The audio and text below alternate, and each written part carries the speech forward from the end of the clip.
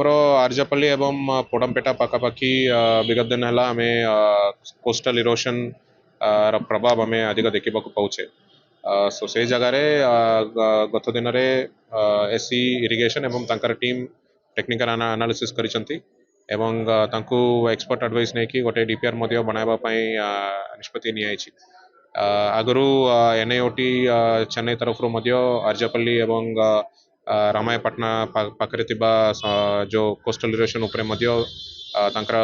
Expert advice दौरान तार DPR बर्तमान प्रस्तुत होछि। से दिगरे आम सान आर्जापल्ली एवं पोडमपेटा को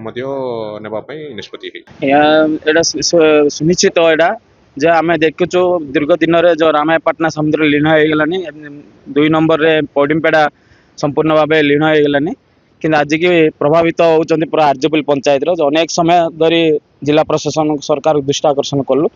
एठो विधायक दृष्टि आकर्षण कर प्रतिश्रुति देते प्रति यथाशीघ्र ये गार्ड वाल निर्माण करेंगे किंतु लोक मान भितर गोटे भयभीत सृष्टि होची माने केमती कौ दिन केमती आसब समुद्र कि धन संपत्ति नष्ट करदे जीवन नष्ट करदेव